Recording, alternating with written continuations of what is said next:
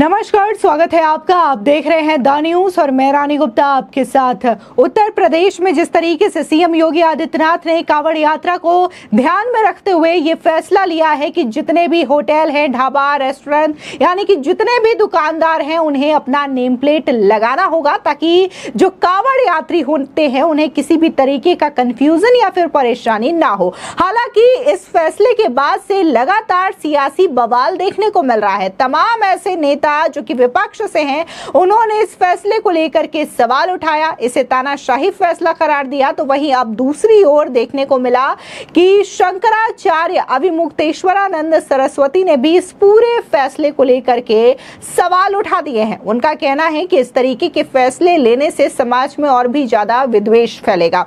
आपको बता दें, ये वही शंकराचार्य हैं जिनको लेकर के अभी हाल ही में खुलासा किया गया है गोविंदानंद सरस्वती की ओर से, और बाकायदा उन्होंने ये कहा है कि स्वामी अविमुक्तेश्वरानंद सरस्वती जो है वो अपने नाम के आगे साधु संत लगाने के लायक ही नहीं है। शंकराचार्य तो बड़ी दूर की बात है, उन्होंने उन्हें फर्जी बाबा भी करार दिया है। लेकिन एक बार ये भी देख लेते हैं कि आखिर नेम प्लेट के इस सियासी बवाल को लेकर के शंकराचार्य अविमुक्तेश्वरानंद सरस्वती ने क्या कहा। दरअसल आपको बता दें कि योगी सरकार के फैसले को लेकर के उन्होंने ये कहा है कि पहले के लोग धर्मांतरण करते थे तो नाम बदल देते थे, लेकिन इस समय धर्मांतरण तो बड़े पैमाने पर हो रहा है लेकिन नाम नहीं बदले जा रहे हैं। अब इस्लाम हो या ईसाई, दोनों ही लोग कन्वर्ट हो रहे हैं लेकिन नाम नहीं बदल रहे हैं। उन्होंने कहा कि लोग नाम देखकर खरीद के खा लेते हैं और क्या इससे सब सही हो जाएगा। शंकराचार्य ने कहा कि यदि हम किसी दुकान पर फल खरीदने जाते हैं तो वो फल किसने तोड़ा, किसने पाला और किसने उसे पानी से सींचा, हमें नहीं पता। शंकराचार्य ने कहा कि यदि इस तरीके का कोई फरमान लेकर के आ रहे हैं तो पहले इसका प्रशिक्षण कांवड़ियों को दिया जाता है। अचानक ये फैसला लेने से बदलाव नहीं आएगा। इस तरीके के फैसले से विद्वेष फैलेगा। उन्होंने कहा कि बहुत से हिंदू यही कह रहे होंगे कि ये शंकराचार्य अब क्या कह रहे हैं, लेकिन जो है वो सही बता रहे हैं। उन्होंने कहा कि यदि किसी मुसलमान की दुकान है और हिंदू वहां पर नौकरी कर रहा है तो इस आदेश के बाद वो कमाई ही नहीं कर पाएंगे और उनको रोजगार भी नहीं मिलेगा। ऐसे में हिंदुओं को नौकरी से निकाल दिया जाएगा। उन्होंने कहा कि इस तरीके के फैसले से हिंदू मुसलमान के बीच भेदभाव आ जाएगा, लोगों के अंदर कड़वाहट पैदा होगी। सुनिए आखिर इस फैसले को लेकर के शंकराचार्य अविमुक्तेश्वरानंद सरस्वती ने क्या कहा। आप तो डीजे बजवा रहे हो, आप तो जो है वो उछलवा रहे हो, कुदवा रहे हो। बहुत से हिंदू इसमें कह सकते हैं कि देखो ये फिर ऐसी बात कर रहे हैं अविमुक्तेश्वरानंद, लेकिन जो सच है वही तो हम कह सकते हैं। मुसलमान की दुकान है, हिंदू नौकर हैं, बनाने वाले सब हिंदू हैं और मालिक जो है गल्ला पे बैठ करके मालिकाना कर रहा है। अब नाम लिख दिया गया कि ये, और उस दुकान में अब उस दुकान में इसका आर्थिक असर पड़ेगा। आर्थिक असर पड़ेगा तो मालिक क्या करेगा, मालिक की तो दुकान रहेगी लेकिन वो छटनी कर देगा, तो हिंदू छटनी में जाएंगे। मुसलमान मालिक ने हिंदू कारीगर रखे हैं, हिंदू मालिक ने मुसलमान भी कारीगर रखे हैं।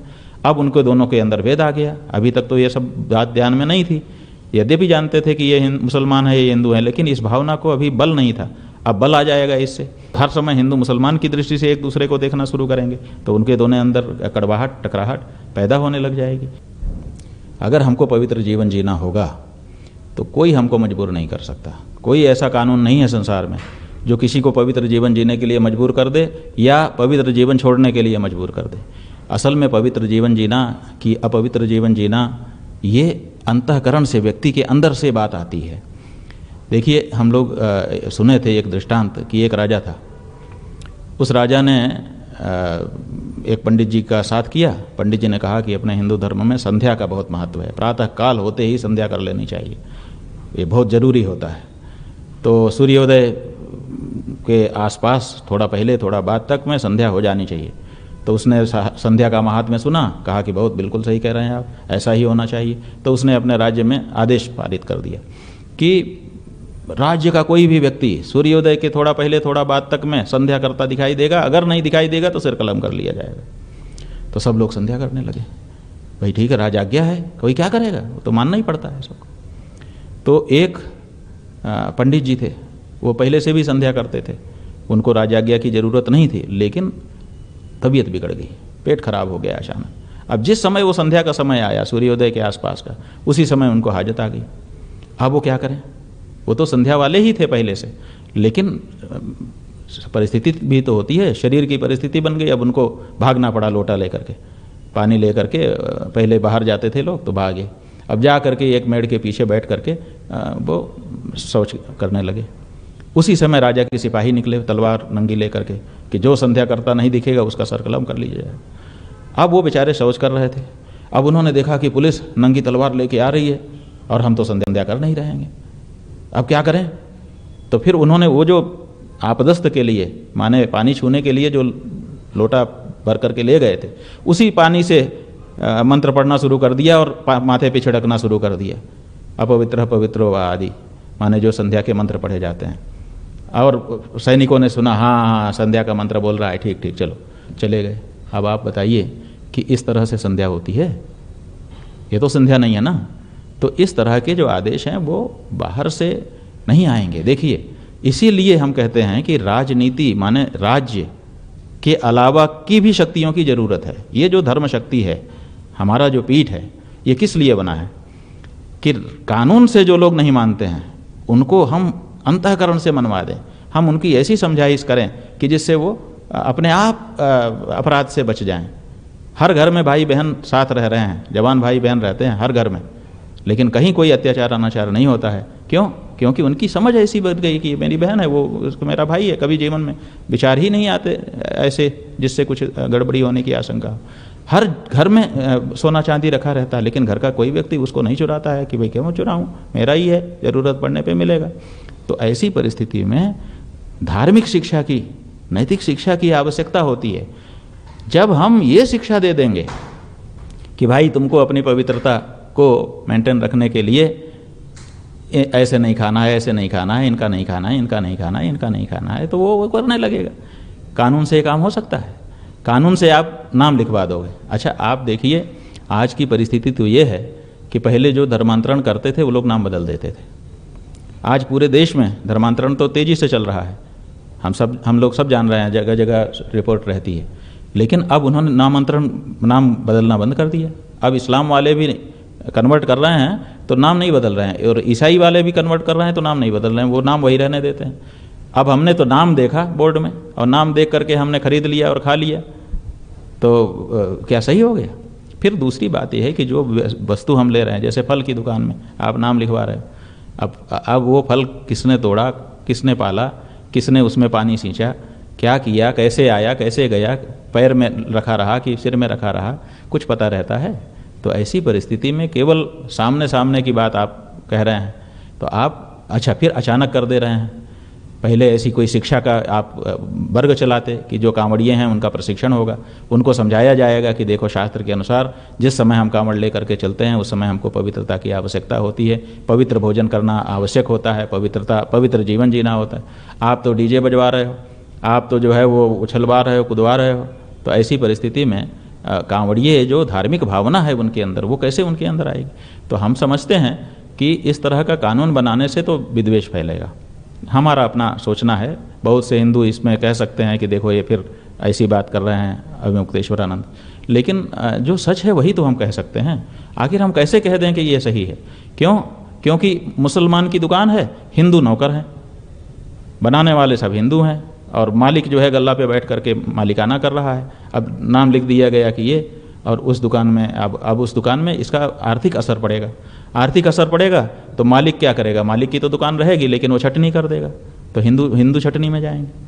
फिर दूसरी बात यह है कि अब जब हिंदू मुसलमान की भावना आप तेज करोगे तो अभी मुसलमान मालिक ने हिंदू कारीगर रखे हैं, हिंदू मालिक ने मुसलमान भी कारीगर रखे हैं। अब उनको दोनों के अंदर भेद आ गया। अभी तक तो ये सब बात ध्यान में नहीं थी, यद्यपि जानते थे कि ये मुसलमान है, ये हिंदू है, लेकिन इस भावना को अभी बल नहीं था। अब बल आ जाएगा इससे। अब जब बल आ जाएगा तो वो हर समय हिंदू मुसलमान की दृष्टि से एक दूसरे को देखना शुरू करेंगे, तो उनके दोनों अंदर कड़वाहट, टकराहट पैदा होने लग जाएगी। तो ये सब पवित्रता कितनी मेंटेन होगी इसका पता नहीं। अच्छा, आज परिस्थिति ये है कि लोगों की समझ ऐसी हो गई कि कोई कहीं भी खा रहे हैं, उनका विचार ही नहीं है कि किसने इसको छुआ है, किसने इसको बनाया है, किस भावना से बनाया है, ये सब सोच ही नहीं रहे हैं लोग। उनको भूख लगती है, बस जो सामने दिख गया जाके खरीद के खा लेते हैं। पहले हम लोग विचार करते थे। हम लोग तो आज भी इस बात का विचार करते हैं कि कहाँ खाना है, कब खाना है, कैसे खाना है, आदि आदि। लेकिन अब आम जो हिंदू है वो ये सब विचार करता नहीं है, और ऐसी परिस्थिति में उसको समझाइश तो ठीक से दी नहीं गई। लोगों को भी इस बारे में ठीक से अवेयरनेस लाई नहीं गई कि भाई असल में इसके पीछे ये भाव है, और इसमें किसी को भेदभाव डालने की, हमारी किसी को नीचा दिखाने की ऐसी कोई भावना। ऐसा वातावरण एक बनाया जाना चाहिए, और उसके बाद इस तरह से कुछ किया जाता तो शायद ज़्यादा कारगर रहता। लेकिन अचानक जिस तरह से लागू कर दिया गया है इसको, तो अभी तक तो लोग समझ ही नहीं पा रहे हैं कि क्या है। हमने 3-4 लोगों का देखा, जैसे वो माहौल क्या है वाला गया था, जनता के बीच में जाता है, वो जनता की राय देता है।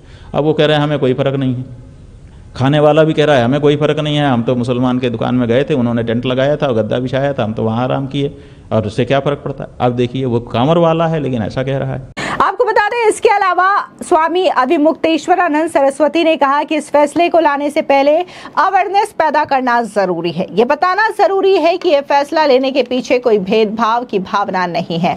अवेयरनेस फैलाने के बाद ये फैसला लिया गया रहता तो ये ज्यादा कारगर रहता। सीधे तौर पर आपको बता दें कि जिस तरीके से यहाँ पर स्वामी शंकराचार्य ने योगी सरकार के इस फैसले को लेकर के आपत्ति जताई है, तो उसके बाद कई सारे सवाल खड़े होने लगे हैं। लोगों का ये कहना है कि किसी भी तरीके का कोई भी पॉलिटिकल जो न्यूज होती है उसको लेकर के सबसे पहले जो शंकराचार्य हैं वो बयान देने सामने आ जाते हैं, लेकिन धर्म को लेकर के या फिर किसी भी तरीके की पूजा पाठ करते हुए नजर नहीं आते। लेकिन चाहे वो मातोश्री जाना हो, अनंत अंबानी की शादी में जाना हो, या फिर योगी सरकार के नेम प्लेट वाले फैसले को लेकर के बयान देना हो, शंकराचार्य सबसे पहले सामने नजर आते हैं और बाकायदा वो बयान भी देते हैं। हालांकि आपको बता दें कि अभी हाल ही में जिस तरीके से स्वामी गोविंदानंद सरस्वती ने जो खुलासे किए, तो इस दौरान उन्होंने ये भी कहा कि कैसे कांग्रेस पार्टी एक बड़ा सियासी खेल खेल रही है, और उस खेल के खिलौने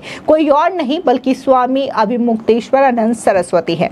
उनका कहना है कि जो भी स्वामी अभिमुक्तेश्वरानंद सरस्वती की ओर से बोला जाता है, बयान दिया जाता है, उसके पीछे जो पूरा का पूरा समर्थन है, बैकअप है, वो कांग्रेस पार्टी का है, जिसकी वजह से वो इस तरीके की बयानबाजी करते हैं, जिसकी वजह से वो राम मंदिर के फैसले को लेकर के सवाल उठाते हैं, राम मंदिर के उद्घाटन को लेकर के सवाल उठाते हैं, और हमेशा इस तरीके की बातें करते हुए नजर आते हैं। फिलहाल जिस तरीके से ये नेम प्लेट का जो फैसला है उसको लेकर के फिलहाल तमाम जो पार्टियां हैं, खासकर विपक्षी पार्टियां, वो ऐतराज जता रही हैं और सवाल भी उठा रही हैं। फिलहाल इस पूरे मामले को लेकर के आपकी क्या राय है, हमारे कमेंट सेक्शन में जरूर बताएं। धन्यवाद।